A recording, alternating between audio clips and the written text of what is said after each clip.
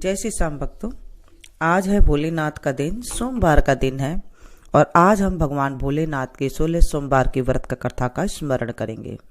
बोलिए शंकर भगवान की जय। मृत्युलोक में विवाह करने की इच्छा करके एक समय श्री भूतनाथ महादेव जी माता पार्वती जी के साथ पधारे। वहां वे भ्रमण करते करते विदर्भ देशांतर्गत अमरावती नाम की अति रमणीक नगरी में पहुंचे। अमरावती नगरी अमरपुरी के सदृश सब प्रकार से सुखों से परिपूर्ण थी। उसमें वहां के महाराज द्वारा बनाई गई अति रमणीक शिवजी का मंदिर था। उसमें भगवान शंकर भगवती पार्वती के साथ निवास करने लगे। एक समय माता पार्वती प्राणपति को प्रसन्न देखकर मनो विनोद करने की इच्छा से बोली, हे महाराज, आज तो हम तुम दोनों चौसर खेले। शिवजी ने प्राण प्रिया की बात को मान लिया और चौसर खेलने लगे। उस समय इस स्थान पर मंदिर का पुजारी मंदिर में पूजा करने को आया। माता जी ने ब्राह्मण से प्रश्न किया, पुजारी जी बताओ, इस बाजी में दोनों में किसकी जीत होगी? ब्राह्मण बिना विचारे ही शीघ्र बोल उठा, महादेव जी की जीत होगी। थोड़ी देर में बाजी समाप्त हो गई और पार्वती जी की विजय हुई। अब तो पार्वती जी ब्राह्मण को झूठ बोलने का अपराध के कारण शाप देने का उद्यत हुई। तब महादेव जी ने पार्वती जी को बहुत समझाया, परंतु उन्होंने ब्राह्मण को कोढ़ी होने का शाप दे दिया। कुछ समय बाद पार्वती जी के शापवश पुजारी के शरीर में कोढ़ पैदा हो गया। इस कारण पुजारी अनेक प्रकार के दुखी रहने लगे। इस तरह के कष्ट भोगते हुए बहुत दिन हो गई। एक दिन देवलोक की अप्सराएं शिव जी की पूजा करने उसी मंदिर में पधारी और पुजारी के कोढ़ के कष्ट होने को देख बड़े दया भाव से उससे रोगी होने का कारण पूछा। पुजारी जी ने संकोच सब बातें उनसे कह दी। वे अप्सराएं बोली, हे पुजारी, अब तुम अधिक दुखी मत होना, भगवान शिव जी तुम्हारे कष्ट को दूर कर देंगे। तुम सब व्रतों में श्रेष्ठ 16 सोमवार के व्रत भक्ति भाव से करो। पुजारी अप्सराओं से हाथ जोड़कर विनम्र भाव से 16 सोमवार व्रत की विधि पूछने लगा। अप्सराएं बोली, जिस दिन सोमवार हो उस दिन भक्ति के साथ व्रत करे, स्वच्छ वस्त्र पहने, आधा सिर गेहूं का आटा ले, उसके 3 अंगा बनावे और घी गुड़ दीप नैवेद्य पुंगी फल बेलपत्र जनेऊ जोड़ा चंदन अक्षत पुष्पादि के द्वारा प्रदोष काल में भगवान शंकर की विधि से पूजन करे। तत्पश्चात 3 अंगों में से एक शिवजी को अर्पण करे, बाकी 2 शिवजी की प्रसादी समझकर उपस्थित जनों में बांट दे और आप भी प्रसाद ले। इस विधि से 16 सोमवार का व्रत करे। तत्पश्चात 17वें सोमवार के दिन पाव से पवित्र गेहूं के आटे की बाटी बनाए, तदनुसार घी और गुड़ मिलाकर चूरमा बनाए और शिवजी को भोग लगाकर उपस्थित भक्तों में बांटे। पीछे आप सब कुटुंब प्रसादी ले और भगवान शिवजी की कृपा से उसके मनोरथ पूर्ण हो जाते हैं। ऐसा कहकर अप्सराएं स्वर्ग को चली गई। ब्राह्मण ने यथा विधि 16 सोमवार पर व्रत किया तथा भगवान शिवजी की कृपा से रोग मुक्त होकर आनंद से रहने लगे।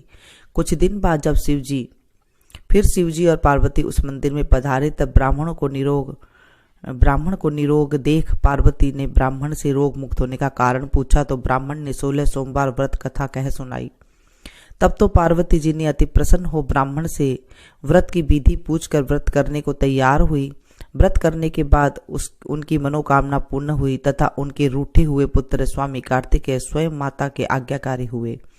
परंतु कार्तिकेय जी ने भी अपने यह विचार परिवर्तन का रहस्य जानने की इच्छा हुई और माता से बोले, हे माता जी, आपने ऐसा कौन सा उपाय किया जिससे मेरा आपकी और आकर्षित हुआ? तब पार्वती जी बड़ी 16 सोमवार की व्रत कथा उनको सुनाई। स्वामी कार्तिकेय बोले, इस व्रत को मैं भी करूंगा क्योंकि मेरा प्रिय मित्र ब्राह्मण बहुत दुखी दिल से परदेश गया है, हमें उससे मिलने की बहुत इच्छा है। कार्तिकेय जी ने भी इस व्रत को किया और उनका प्रिय मित्र मिल गया।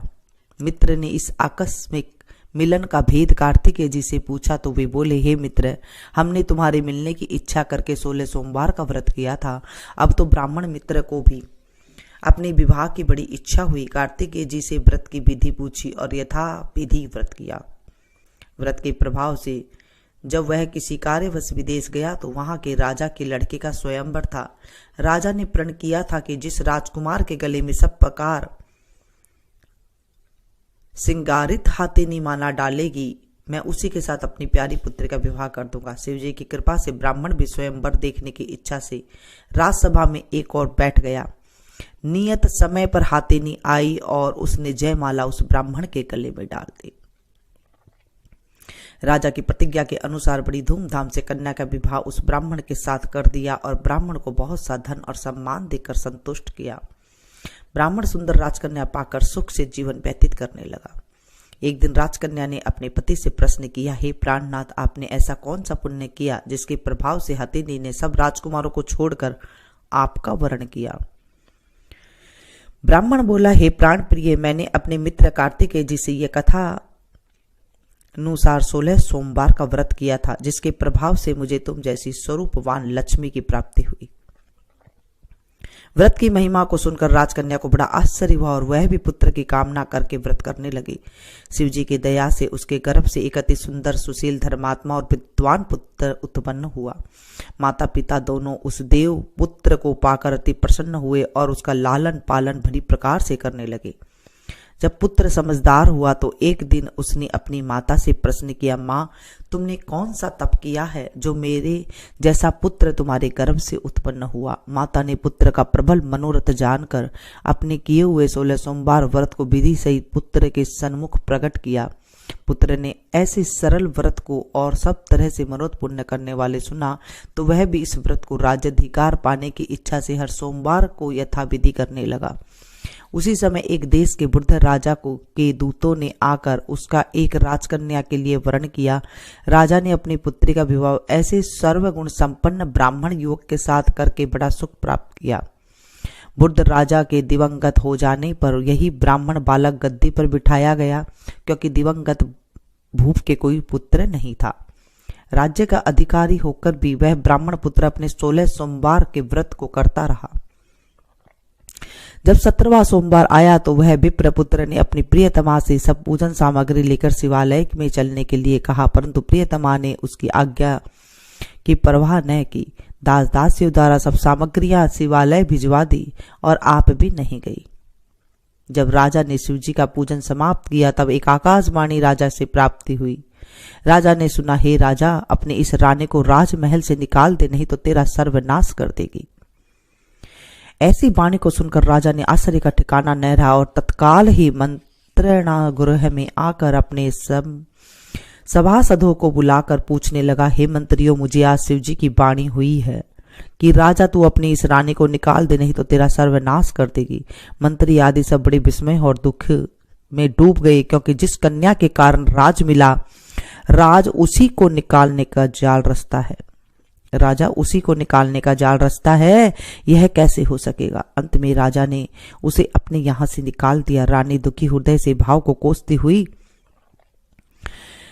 को कोसती हुई नगर के बाहर हुई। बिना पदात्रण, फटे वस्त्र पहने, भूख से दुखी धीरे धीरे चलकर रानी एक नगर में पहुंची। वहां पर एक बुढ़िया सूत काट कर बेचने को जाती थी। राजा रानी की करुण दशा को देख बुढ़िया बोली, चल तू मेरा सूत बिकवा दे, मैं बुढ़ हूं, भाव नहीं जानती हूं। ऐसी बात बुढ़िया की सुन रानी ने बुढ़िया के सिर से सूत की गठड़ी उतार अपने सिर पर रखी। थोड़ी देर बाद आंधी आई और बुढ़िया का सूत पोटली सहित उड़ गया। बेचारी बुढ़िया पछताती रह गई और रानी को अपने सास से दूर रहने को कह दिया। अब रानी एक तेली के घर गई। तेली सब मटके शिवजी के प्रकोप से कारण उसी समय चटक गई। ऐसी दशा देख तेली ने रानी को अपने घर से निकाल दिया। इस प्रकार रानी अत्यंत दुखी पाती हुई सरिता के तट पर गई तो सरिता के समस्त जल सूख गया। तत्पश्चात रानी एक वन में गई। वहां जाकर सरोवर में सीढ़ी से उतर पानी पीने को गई। उसके हाथ से जल का स्पर्श होते ही सरोवर में नील कमल के सदृश जल में असंख्य कीड़े पड़ गए और वह गंदा हो गया। रानी ने भाग्य का दोषारोपण करते हुए उस जल को पान करके पेड़ की शीतल छाया में विश्राम करना चाहा। वह रानी जिस पेड़ के नीचे जाती उस पेड़ के पत्ते तत्काल ही गिरते रहते। वह वन सरोवर जल की ऐसी दशा देखकर गऊ चराते ग्वालों ने अपने गुसाई जी से कहा, जो जंगल में स्थित मंदिर के पुजारी थे। कही गुसाई जी के आदेशानुसार ग्वाले रानी को पकड़कर गुसाई जी के पास ले आए। रानी ने मुख कांति और शरीर शोभा देख गुसाई जी जान गए कि अवश्य ही कोई विधि की गति की मारी कुलीन अबला है। ऐसा सोच पुजारी ने रानी से कहा, पुत्री, मैं तुमको पुत्री के समान रखूंगा, तुम मेरे आश्रम में ही रहो, मैं तुमको किसी प्रकार का कष्ट नहीं होने दूंगा। गुसाई जी के ऐसे वचन सुन रानी को धीरज हुआ और वह आश्रम में रहने लगी। परंतु आश्रम में रानी जो भोजन बनाती उसमें कीड़े पड़ जाते, जल भर के लाती तो उसमें कीड़े पड़ जाते। अब तो गुसाई जी भी दुखी हुआ और रानी से कहा, हे बेटी, तेरे पर कौन से देवता का कोप है जिससे तेरी ऐसी दशा हो गई है। पुजारी की बात सुन रानी ने शिव जी की पूजा करने की न जाने की बात सुनाई तो पुजारी शिव जी महाराज के अनेक प्रकार की स्तुति करते हुए रानी से बोले, पुत्री, तुम सब मनोरथ के पुण्य करने वाले 16 सोमवार का व्रत करो, उसके प्रभाव से अपने कष्ट से मुक्त हो सकोगी। गुसाई जी की बात मानकर रानी ने 16 सोमवार का व्रत को विधिवत संपन्न किया और 17वें सोमवार को पूजन के प्रभाव से राजा के हृदय में विचार उत्पन्न हुआ कि रानी को गए बहुत समय व्यतीत हो गया है, न जाने कहाँ कहाँ भटकती होगी, उसे ढूंढना चाहिए।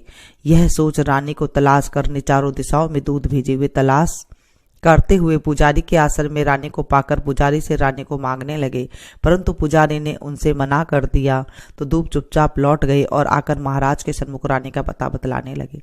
रानी का पता पाकर राजा स्वयं पुजारी के आश्रम में गए और पुजारी से प्रार्थना करने लगे, महाराज, जो स्त्री आपके आश्रम में रहती है वे मेरी पत्नी है। शिव जी के कोप से मैंने उसको त्याग दिया था, अब इस पर से शिव जी का कोप शांत हो गया, इसलिए मैं इसे लेने आया हूँ। आप इसे मेरे साथ जाने की आज्ञा दे दीजिए। गुसाई जी ने राजा के वचन को सत्य समझकर रानी को राजा के साथ जाने की आज्ञा दे दी।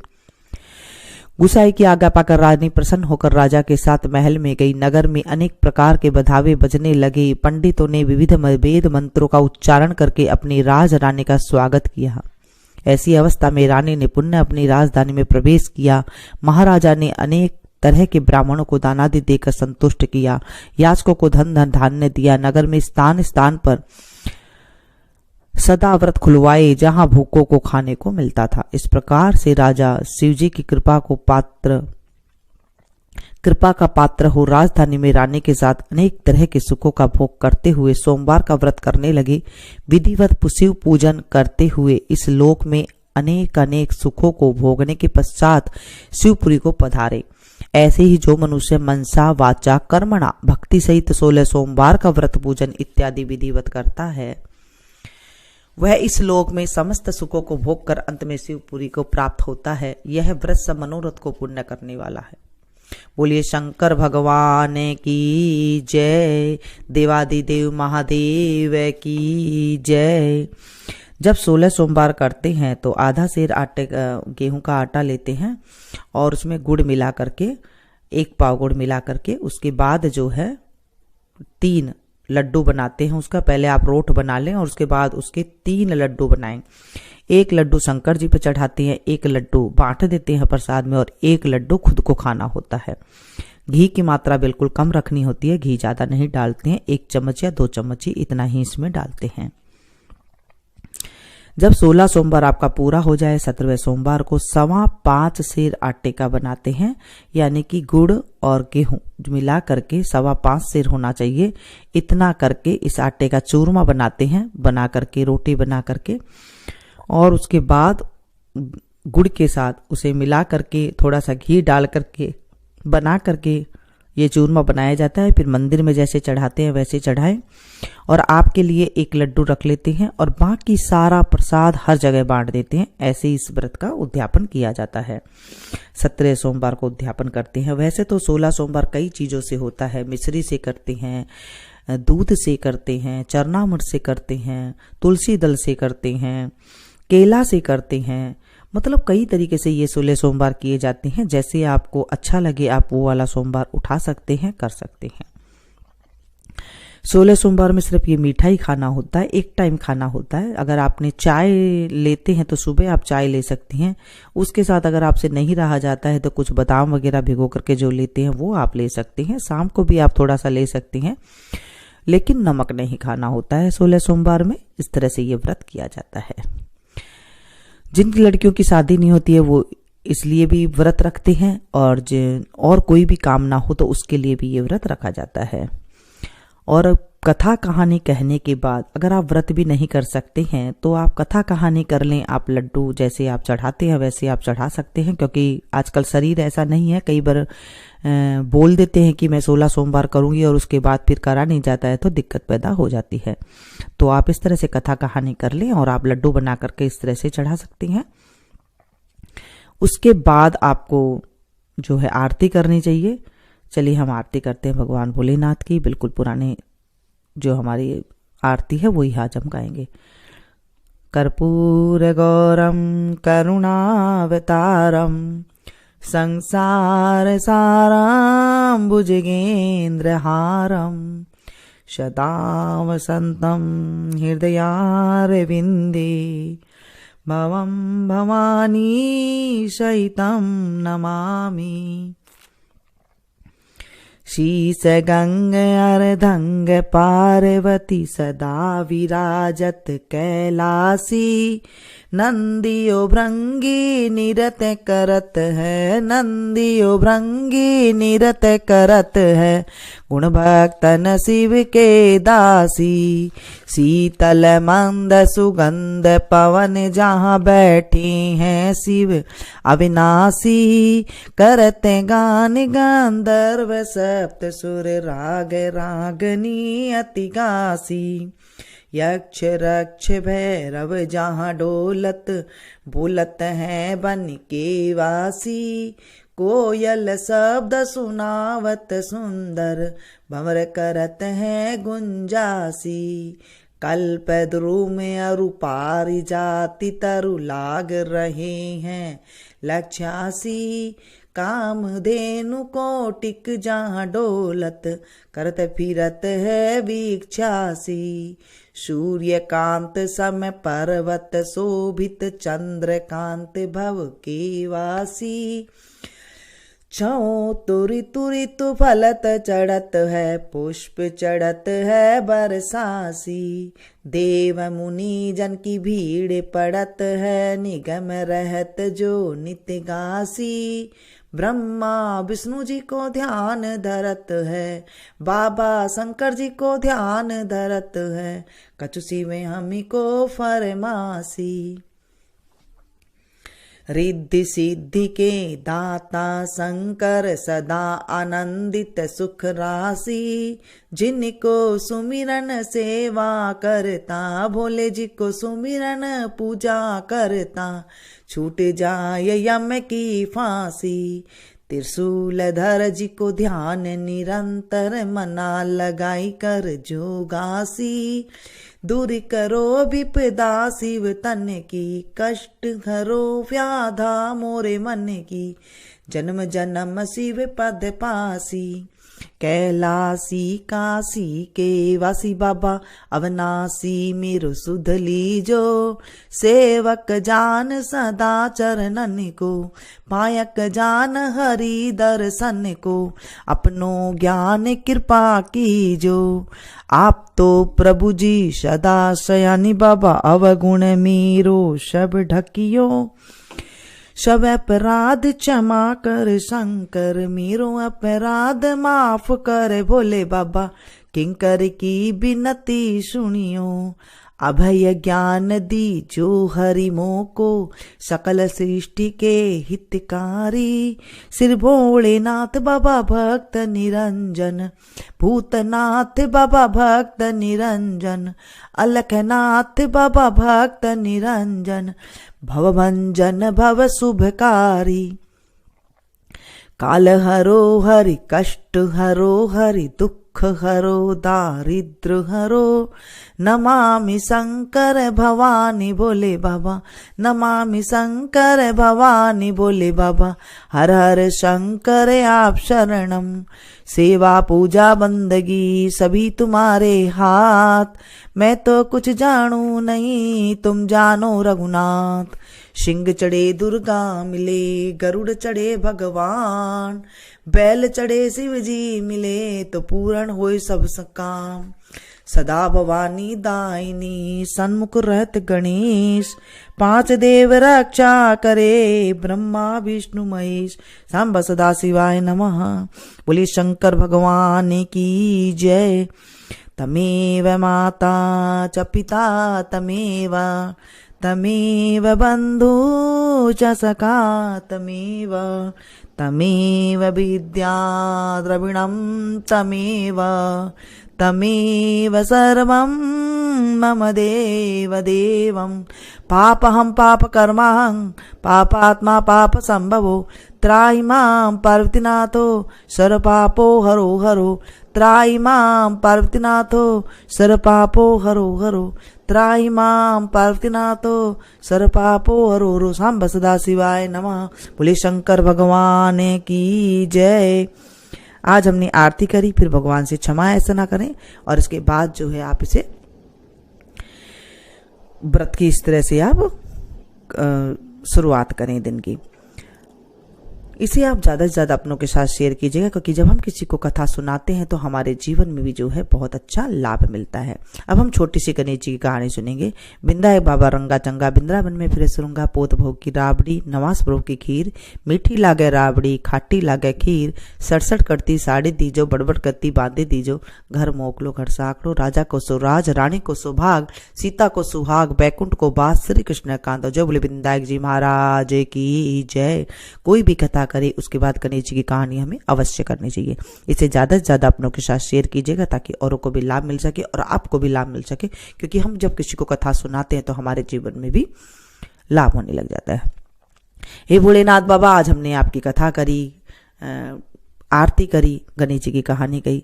हमारे जीवन में कोई कष्ट हो, दुख हो तो हमें दूर करना हमारे जीवन से, और इस कहानी को जो कही सुनी सुनाई हुंकारा भरे उसके जीवन में भी जो है सारे सुख संपत्ति देना, सारी मनोरथ पूर्ण करना और आदिवादी शत्रुओं का नाश करना। बोले शंकर भगवान की जय। मिलते हैं फिर से एक नई कथा में नई जानकारी के साथ। तब तक आप लोग देखते रहिए मेरे संगीत। Thank you. जय श्री श्याम भक्तों, आज है भोलेनाथ का दिन, सोमवार का दिन है, और आज हम भगवान भोलेनाथ के 16 सोमवार के व्रत का कथा का स्मरण करेंगे। बोलिए शंकर भगवान की जय।